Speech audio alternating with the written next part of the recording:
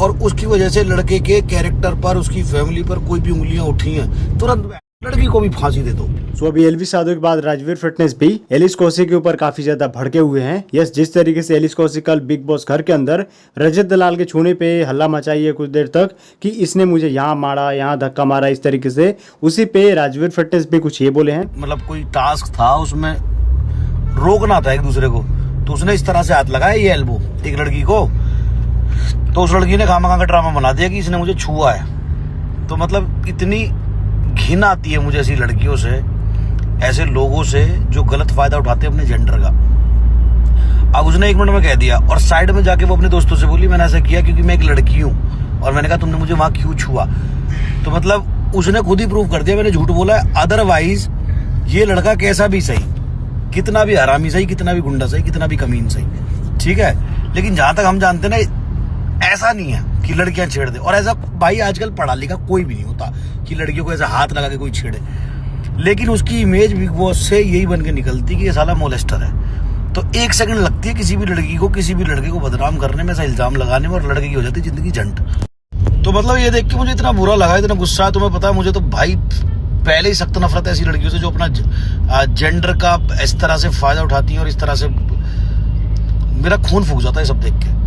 तो भाई ये चीजें कोई भी लड़की है भाई हाथ जोड़ के रिक्वेस्ट ना करे, क्योंकि 1 सेकंड लगता है आपको ये बोलने में कि इसने मुझे छुआ, इसने मुझे छेड़ा, और लड़कों को बहुत कुछ झेलना पड़ता है, सुनना पड़ता है। तो ऐसा ना करें। और जितना भाई कुछ लोग उसको लिख रहे हैं, मैं तो कभी भी जो गलत काम करता है उसको सपोर्ट कभी नहीं करता, कभी। मेरे तो सपोर्ट वगैरह मतलब ही नहीं है, तुम्हें पता ही है, हमारी सबसे बड़ी कंट्रोवर्सी हुई है आज तक की। लेकिन यहाँ मैं आई मैं उसको सपोर्ट करूंगा कि इतना मैं जानता हूँ कि ऐसा लड़का नहीं है, ना ही आप लोगों ने कभी ऐसी शिकायत सुनी होगी उसकी, ना हमने सुनी, ना हमने देखी। जितनी 2 बार 3 बार हम मिले उससे, या जितनी बार भी बात हुई है, कभी ऐसी चीज मैंने देखी नहीं। तो जो लोग लिख रहे हैं या इल्जाम लगा रहे हैं उसको सच मान रहे हैं, ना माने, आप पूरा क्लिप देखो, उसमें वो लड़की खुद कह रही है कि मैंने जान के ऐसा बोला। यहाँ तक कि इसी बात पे आगे ये भी बोलते हैं कि ऐसे चीजों पे कानून बनना चाहिए, वो भी स्ट्रिक्ट लॉ, और कहीं ना कहीं अगर ये पीएम बनते हैं तो ऐसे लॉ बनाएंगे कि दोनों के लिए बराबर सजा का प्रावधान हो। आप खुद देखो भाई, मुझे भी प्रधानमंत्री बना देना इस देश का 1 दिन के लिए,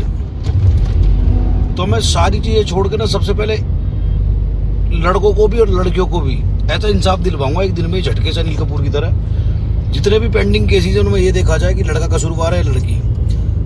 किसी भी लड़के ने अनवांटेडली लड़की की मर्जी के बिना उसे छुआ है या कुछ भी उसके साथ बदतमीजी करी है, किसी भी लड़की के साथ मोलेस्ट हुई है कोई भी लड़की, तो तुरंत फांसी दे दो, साले को लटका दो। और किसी भी लड़की ने किसी भी लड़के को झूठा फंसाया है और उसकी वजह से लड़के के कैरेक्टर पर, उसकी फैमिली पर कोई भी उंगलियां उठी हैं, तुरंत लड़की को भी फांसी दे दो। ये होगा बराबरी का कानून, ये करेगा तुम्हारा भाई। ये मेरा ड्रीम है एक दिन का, कोई जैसे रजत के ऊपर लगाया ये बिग बॉस में, या हमारे ऊपर कभी लगाया, या कितने लड़कों के ऊपर लगता है, तो उसमें लड़के की भी सेल्फ रिस्पेक्ट, उसके सम्मान, उसकी कैरेक्टर, हर चीज की धज्जियां उड़ती हैं। सजा भी दोनों के लिए बराबर होनी चाहिए। अगर हम कहते हैं बेटा बेटी के बराबर है, बेटा बेटी बराबर है, लड़का लड़की बराबर है, दोनों को इज्जत बराबर मिलनी चाहिए, दोनों को काम बराबर मिलना चाहिए, तो दोनों को इंसाफ भी बराबर मिलना चाहिए और दोनों को सजा भी बराबर मिलनी चाहिए। 1 दिन का प्रधानमंत्री बनवा तो सबको फांसी, लॉ का मिसयूज होना ही बंद है, लॉ का मिसयूज, सबको फांसी चढ़ा दूंगा 1 दिन। इसके ओवरऑल देखा जाए तो इस इंसिडेंट पे बहुत सारे लोगों का यही कहना है कि रजत दलाल का पास्ट कुछ भी हो, बट जिस तरीके से एलिस कौशिक उनको बदनाम करने की कोशिश यहाँ पे की है वो बहुत गलत है। बाकी आपका क्या रिएक्शन है इसके ऊपर बताना हमें कमेंट में।